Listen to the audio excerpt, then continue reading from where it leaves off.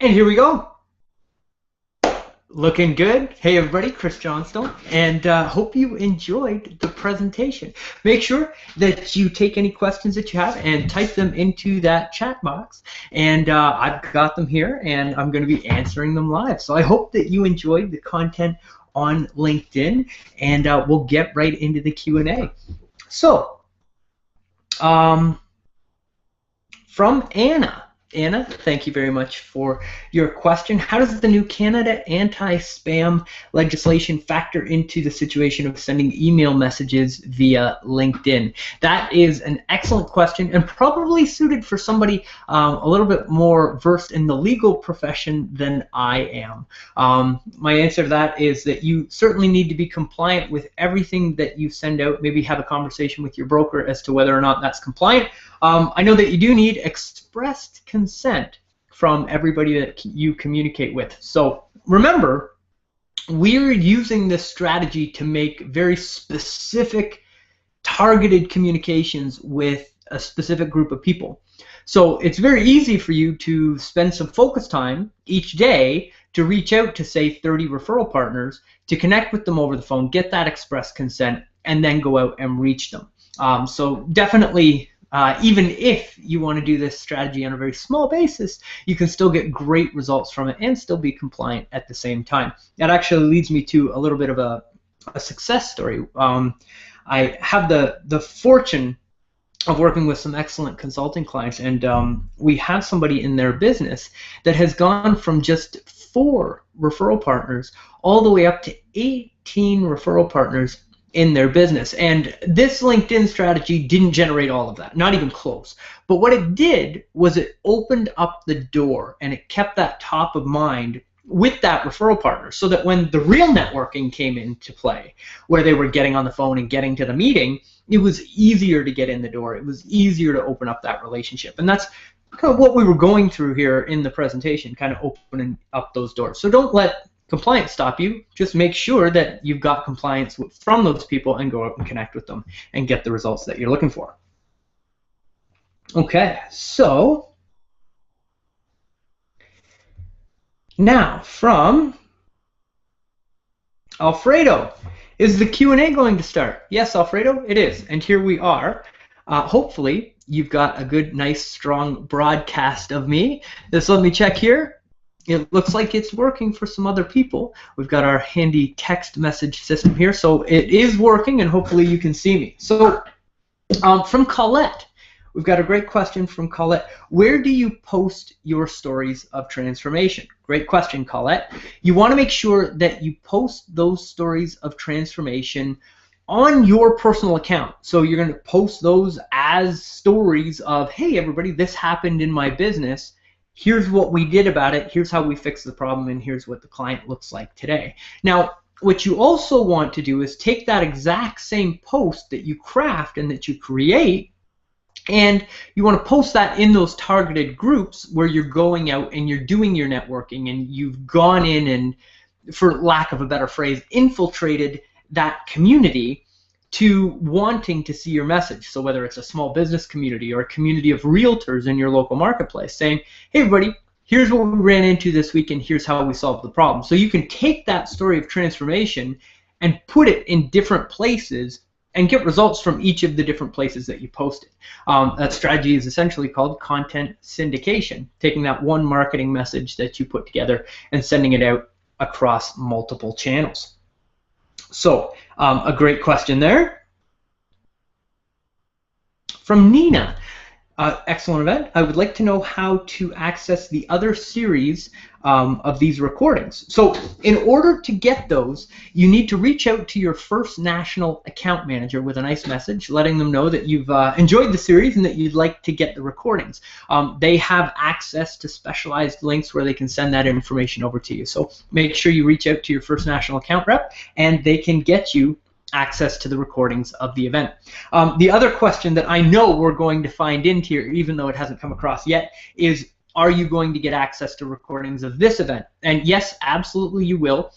We'll be sending out an email with the recording tomorrow morning, and your First National account representative has access to the recording, so make sure that you reach out to them if you'd like a copy of it and let them know what you thought. There's also going to be a survey attached to that, and it would help me a lot if you filled that survey out and let me know how we can better serve you and give you even more great information to grow your business, because as you know, First National is a huge, I mean, they just want to say thank you and thank you for your business and help you grow, and your feedback and your survey results help us do that, right? So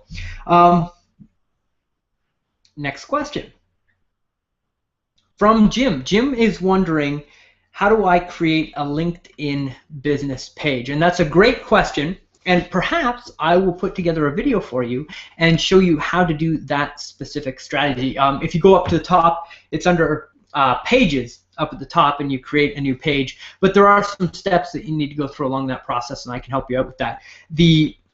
It's important for us to focus on optimizing and getting results from our personal LinkedIn profiles before we go out and we start networking with business pages, because in my experience, it's been more difficult to get results and connection using those business pages on LinkedIn. So you want to make sure that you implement all the strategies that you got on today's event first, and then move into those business pages as a more advanced strategy to move forward with.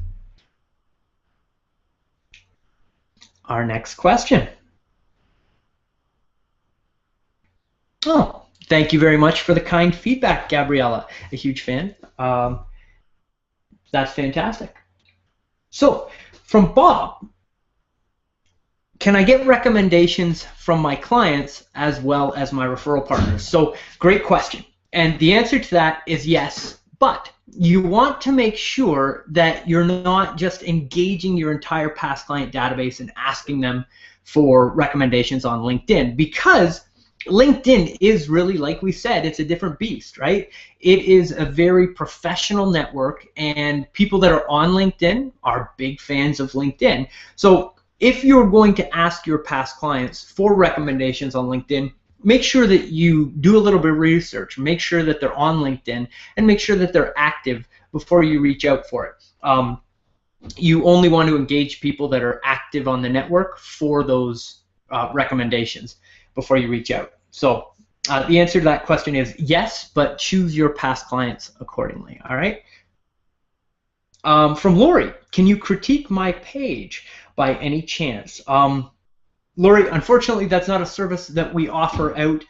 We had over 300 people, have over 300 people here on the presentation. So if I was to offer that, I might be inundated and I'd be here stuck for a while. So unfortunately, I can't offer that.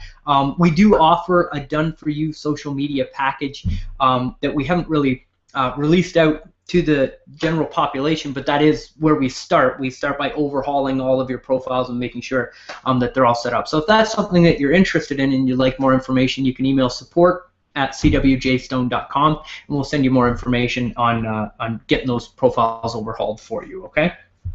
Thank you for the question. Oh, wanted to ask the same question as Anna? Okay, great, awesome. That is your answer. Can you please repost, this is from Victor, can you please repost the mortgage script regarding the market? Victor, what I will do for you is I will take that slide out of the presentation after the live Q&A here. I will post that out on my Facebook profile, and I will post that out on my LinkedIn profile. So if you're linked in with me on either of those accounts, I'll make sure that you get that. I'll also ask Natalie, who is watching this presentation, if you can make sure to remind me that Victor gets a copy of that, and I'll make sure that that gets sent out. Victor, thanks for following up and asking for that. From Rob, thank you very much for your kind feedback. That's awesome.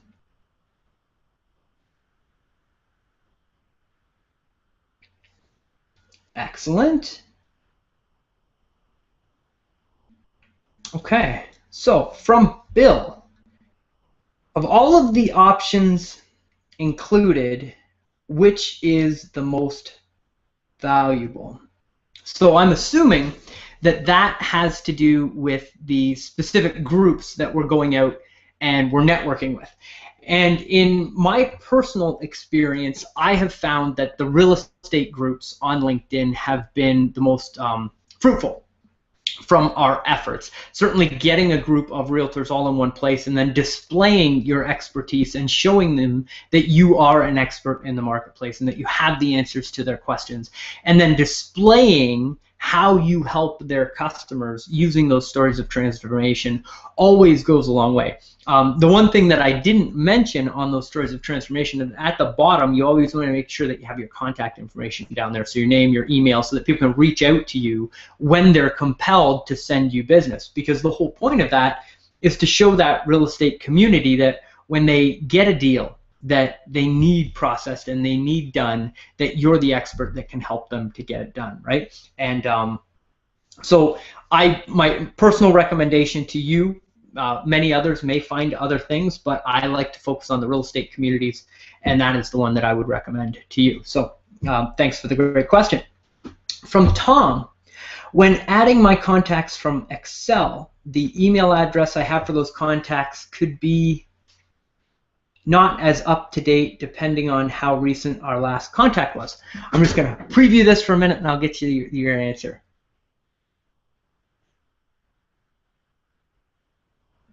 Okay, so the question is wondering, as I've got people's email addresses, what happens if those emails get outdated?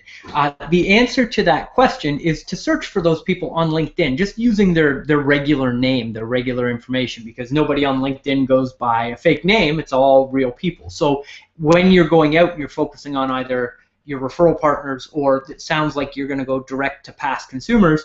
If you're going to go out to those past consumers, just type their name into the LinkedIn search box, see their profile, and then send them that request. Now, you might need their email address to send them the request, so I want to have that in the database. But again, you only want to make connections with people who you actually know and you actually have a connection with. So if you haven't been in contact with them in a long enough period of time that you don't know whether you have their accurate email address or not, might not be a good idea to reach out to those people. Target on somebody that you've got a closer relationship with and focus on that, what I like to call the low-hanging fruit in the business, those people that are warm right now that are going to actively get together and promote your business, right? Makes sense. Awesome. Okay. From Jeanette, do you recommend that I hire a photographer for the professional headshot, or is a cell phone picture okay? My personal opinion is that a cell phone picture is okay, but you do need to make sure that you've got the professional white background behind you, that it does look like a professional shot that you've had done. I mean, your cell phone has an incredible, chances are, has an incredible camera in it, so you're going to be okay with that. And there's another resource that we've shared here on these monthly Q&As, Fiverr.com, Fiverr.com. So if you take that photo and you want the background whited out on it, even if there is a background behind you, just send it to somebody on Fiverr. They'll fire up Photoshop, take away a couple of your blemishes, my blemishes, I should say, get you a nice white background, fix you up for about $5. So that's what I would do with that. You don't need to, get a professional photo shoot done in order to get that done. Excellent. Some more kudos and some great love for First National for putting these events together. Thank you so much for that. And yes, the recording will be available. You will get access to that through your First National account representative. Excellent. Tom, glad to hear that you've already gotten results from this strategy even before the event, that it, a little bit of it works, right, if you actually implement it. So here we are, 2:51. With that, if I haven't gotten to your question during the live Q&A, I will email back, as I do with all of the events, and make sure that you get answers to your questions. I would like to sincerely thank you for your time, for being here to learn about your business so that you can get those results. And I want to remind you that next week on Thursday at 2 p.m. Eastern Standard Time, we're running the exact same event, but with the content customized for your referral partners. So when you connect with them on LinkedIn, send them a message and let them know, hey, I'm helping to put together a webinar to help you grow your business as a thank you. You get to send these events out to your referral partners and get a little bit of love. And again, everything sponsored and covered by First National Financial to help you grow your business. So again, keep an eye on your email. Tomorrow you're going to get an email from us letting you know the registration link with some sample email copy for you to send out to your referral partner so that you can invite them to that event. And I would like to give my sincere thank you to First National for bringing us all together and being the pillar in the mortgage community that really helps everybody out, and for putting these events together for us. It's just fantastic. So from me and my family here to you and your family there, much love. I hope that you enjoyed the event. I can't wait to get your feedback, and I'll talk to you soon. This is Chris Johnstone, signing off.